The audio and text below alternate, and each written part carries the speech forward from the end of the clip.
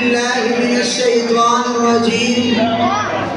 بسم الله الرحمن الرحيم. ولا تهنوا ولا تحزنوا وأنتم الأعلون إن كنتم مؤمنين. صدق الله العظيم. سوئی ہوئی قومیں جاگ اٹھی، سوئی ہوئی قومیں جاگ اٹھی، بیدار مسلمان سوتا ہے، گہوارے قلب مومن میں اب جذبہ ایمان سوتا ہے۔ چمدستانی اسلامیہ کے پاسبانوں، آج جس موضوع پر اپنی معروضات گوشے گزار کرنا چاہتا ہوں وہ بڑا پردرد اور حیرت انگیز ہے۔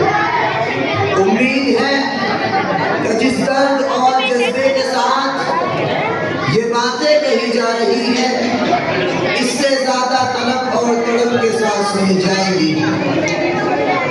میرے دوستو، ہم اور آپ جس ملک کی سرزمین پر اپنی زندگی گزار رہے ہیں یہ ایک جمہوری ملک ہے۔ سینکڑوں مذاہب کے ماننے والے اس ملک میں موجود ہیں۔ یہ ملک مختلف قوموں کا مسکن ہے، مختلف تہذیبوں کا گہوارہ ہے۔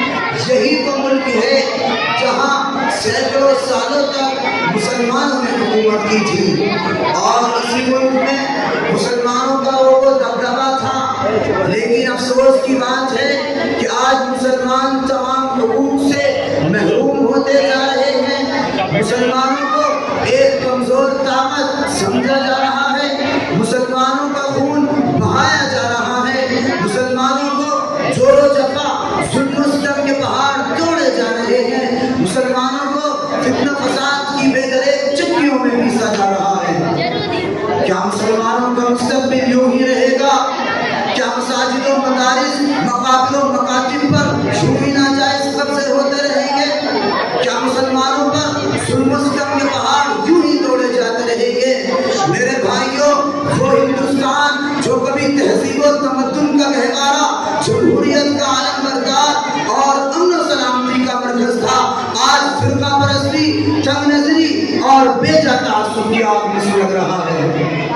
ہندوستان کے غیور مسلمانوں، آپ پوری دنیا کا جائزہ لیں، ایسا کون سا ملک ہے جہاں مسلمانوں پر ظلم و ستم کے پہاڑ نہیں توڑے جا رہے؟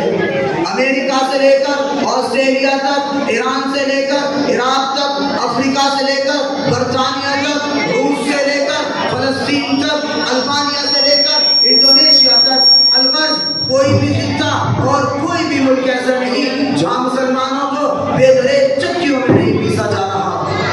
جہاں دیکھیے، جس ملک میں دیکھیے، حق پرستوں پر زمین جنگ کی جا رہی ہے۔ اگر کسی تلوار کے سائے میں کوئی گردن ہے تو وہ مسلمان کی گردن ہے، اگر کسی کلاشن کوف کا کوئی نشانہ ہے تو وہ یہی مسلم قوم ہے۔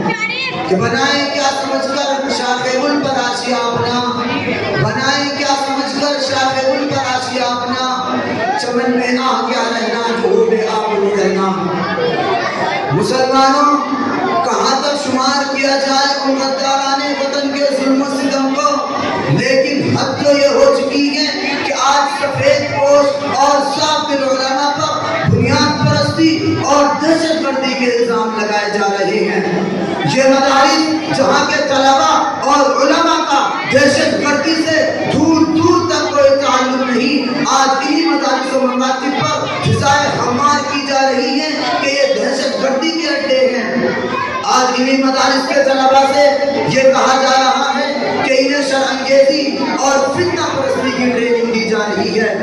آج انہی مدارس کے طلباء پر مظالم کے پہاڑ توڑے جا رہے ہیں۔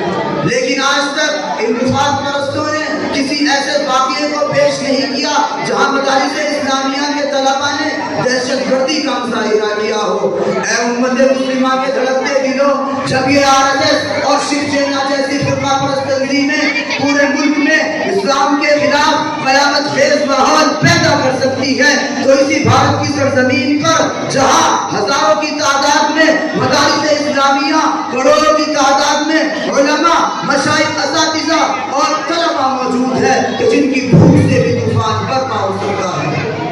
میرے بھائیوں، آج ہم اس عظیم دھرتی پر اس وسیع آسمان کے نیچے کسی کے رہینے منت نہیں ہے۔ یہ ملک ہمارا تھا اور ہمارا ہی رہے گا۔ اس ملک کا ذرہ ذرہ ہماری عظمت کا شاہد ہے۔ ہم اس کی تاریخ و ترقی میں ہماری داستان نما ہے، ہمارے نشانات اس کی طرح فکار سے نمایاں ہیں۔ جگہ جگہ ہمارے تقدس کے نقوش ابھرے ہوئے ہیں۔ اگر آج ہمارے اوپر فتنہ فساد ہو رہے ہیں تو یہ کوئی نئی بات نہیں۔ اسلامی تاریخ بتاتی ہے کہ اسلام پر ہمیشہ سے باطل کی الکار رہی ہے اور اس کے ساتھ ہی باطل کو ہر بار منہ کی کھانی پڑتی ہے۔ جب ہلاک و چنگیز ہمیں نہ مٹا سکے تو یہ مٹھی پر فرقہ پرست ہمارا کیا بگاڑ لیں گے؟